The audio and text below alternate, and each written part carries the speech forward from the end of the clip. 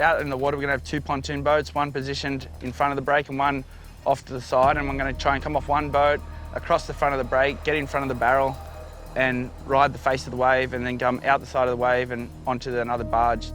Watching the swell coming in, and one looked kind of good, and said to Raymond, this one, and he looks, he's like, yeah, this one.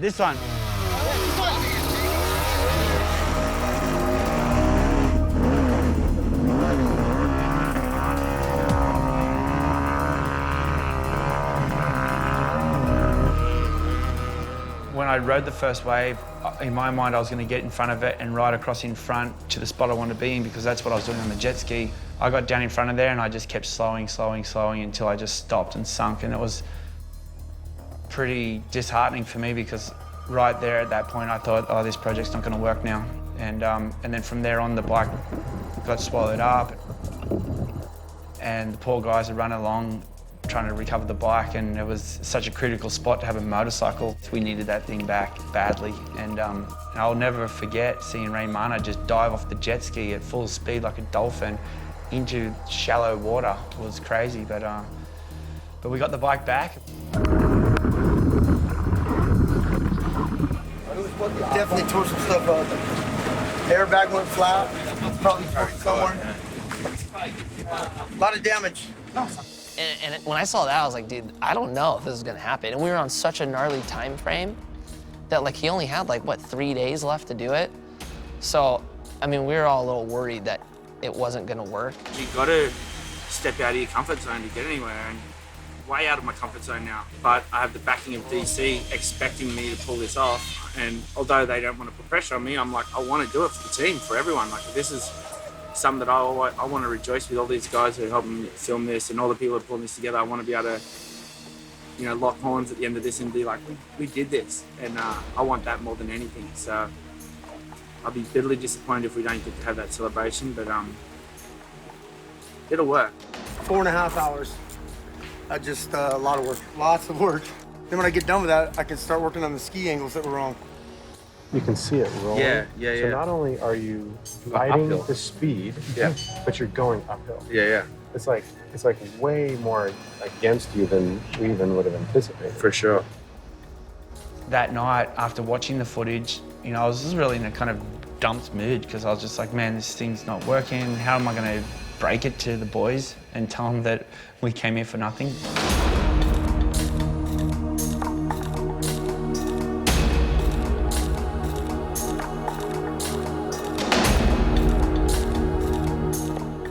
That night I watched the footage and I realised, okay, if I stay on the wave, this thing might work. Like when we just rode then on the ski, once I got on the face of the wave and was tracking on it, you can feel the whole load lighten up. Cool. My goal is to just stay on the top of the wave and stay on the face of it the whole time, just surf it. So now you're going to use gravity instead of going uphill. Yeah. Which makes a lot of sense. We're going to make it today, man. Stoked.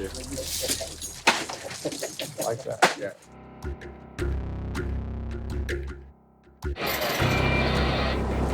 Robbie is taking off. All cameras ready. Mike is in the water. Mike is in the water.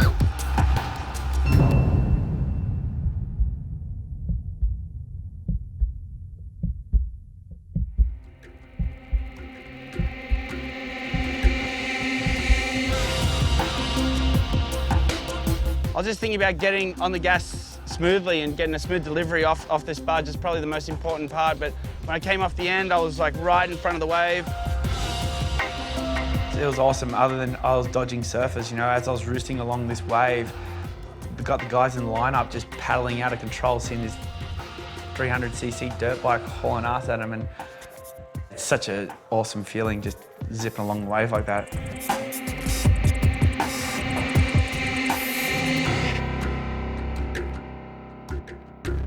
Once he did it the first time, it was like, okay, he really did it.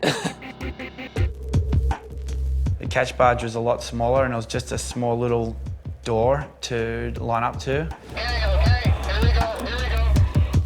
And it was trickier than I first expected. There was one point where I thought I was totally home and hosed and I was about to ride on, and right that last minute it kicked me sideways.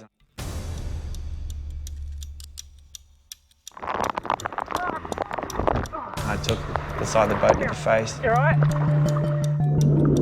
So that was a wake-up call. Neck whiplashes. It was gnarly. I mean, it shook the whole boat. I honestly didn't even know if he was conscious or not because he hit it that hard. His bike falls into the water, and first concern is Matt O'Hurt. Did he just like break his neck? Second concern, that's one of the 2 bikes we have left. When I ran over to him, I asked, he was fine. He's like, no, I'm fine, just get the bike, get the bike, get the bike. Let go of the bike. No, I got it. He hit the corner of that barge, and I think there was a rope or a chain that he grabbed onto with his hand, and he had the bike underneath the water. So I couldn't see the bike, I thought we lost the bike. Celebrating too early. So that was a pretty intense moment, but luckily Nate and Jamie hopped right in the water after him. Was that wave okay? Hey, Larry. Hey, you okay? Yeah. You all right? Yeah. Great, he's good. And luckily he was safe, got the bike out of there. Obviously, we're all stoked that he was all good. Every time we sunk the bike, it was get home. Everyone had their job to do, you know. We went there and pulled it apart and stripped it and helped Buddy, and, you know, we all got it all sorted and got it ready for the next day.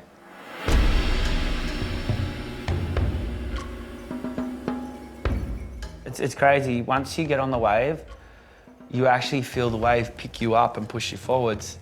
So I was literally getting on the wave by the end and getting off the gas and surfing it. We're ready to go.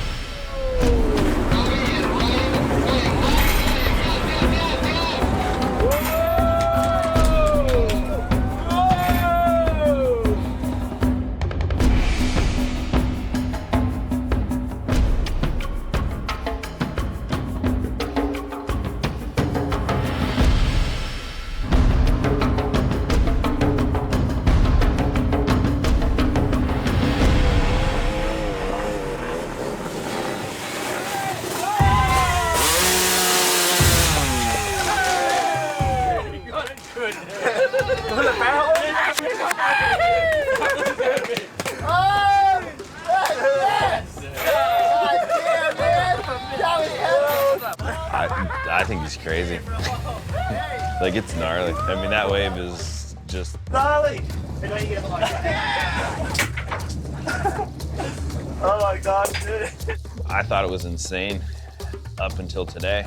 He's had people that have told him it's not possible, and them telling him it's not possible just drives him even more.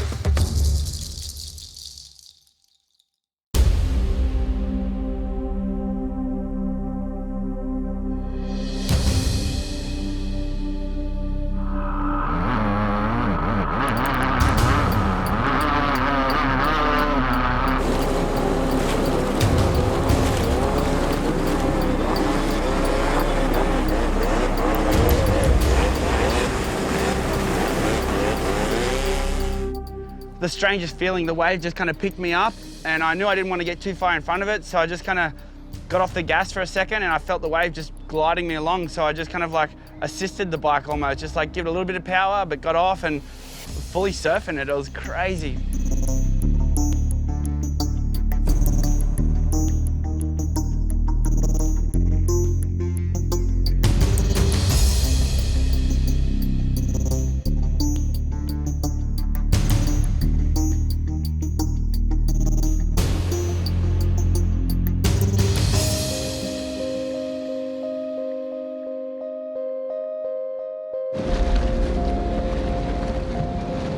Yeah, I could just see the wave getting steeper and steeper, and it felt like a great one. I was just pumped to get out of it and make it to the landing barge.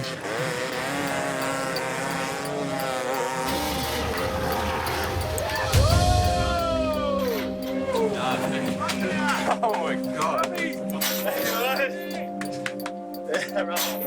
Thank you, man. Every part of what you did was perfect. Perfect. I mean, that's massive. Massive.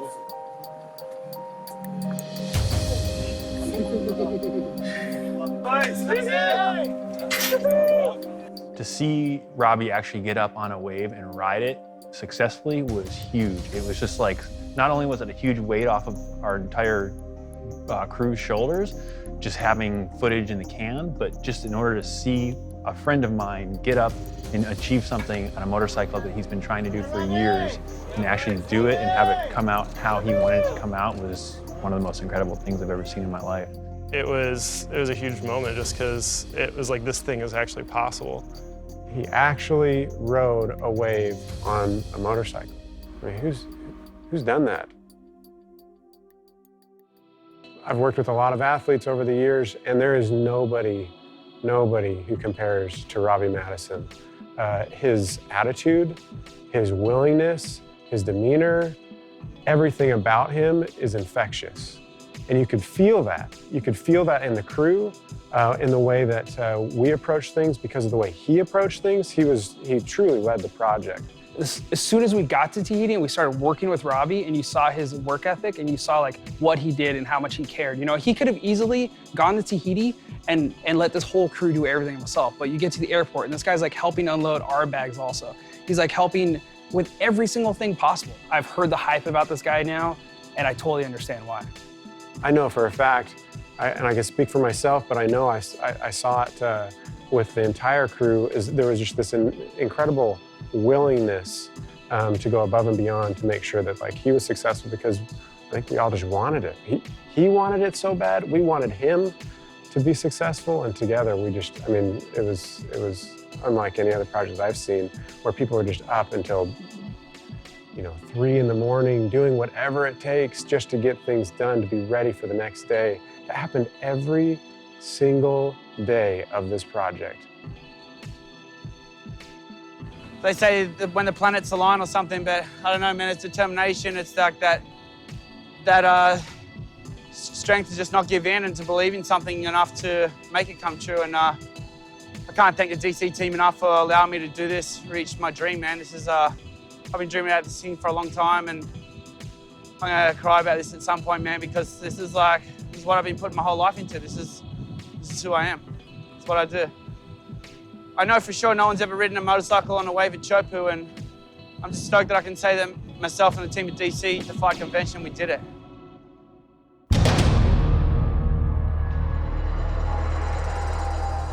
The wave was one part of this project. The other part of the project was like filling in this film to get to the wave. It was like, what are we gonna have? And we wanted to have like these little snippets of hitting the water and then off the water and then on the water and off the water. So once we got past the wave thing, the boys came and said, hey, look at this river we've got. It's in the botanical garden. We were gonna attempt this tracking, river shot of Robbie ripping down the river.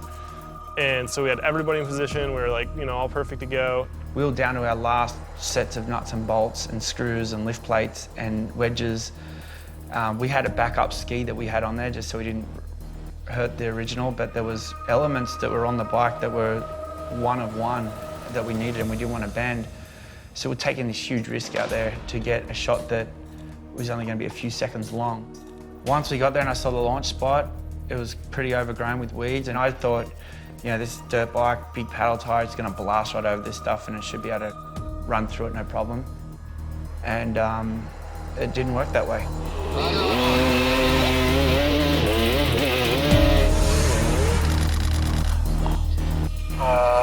Bike is in the river. You all right? Yeah.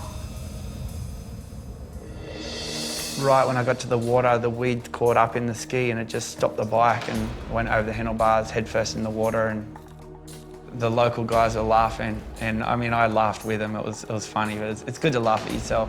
Rob went over the bars and the bike was fully submerged. That was funny. They laughed. I didn't. We ended up breaking some bolts, and I think at that point it really shook the team up because we had these two things going on. We don't want to break the bike and not be able to get the wave shot, and we're waiting on swell. I mean, we were scared for Robbie at the time, but then we were also scared for the video because this was our last bike. And so we had this predicament: do we hold off and get the wave shot and then come back and get this other stuff so we don't risk breaking it? Or do we march forwards and risk the whole project to get this shot that's not really the payoff shot? And one of Devon's concerns was he didn't want to get myself injured or wreck the bike. And then I said, well, the swell's not coming for 3 days. There's a chance we can go out in this swell and we get smashed the first and wreck the bike, and we don't get the wave shot, and we don't get all this filler stuff. That was a little bit nerve-wracking, but so I said, let's just shoot, take a risk the bike, risk myself. But I'm a gambling man. I just don't gamble with money, I just gamble with my life. His positive energy really rallied the entire crew to figure it out. No one wanted to give up because no one wanted to let Robbie down.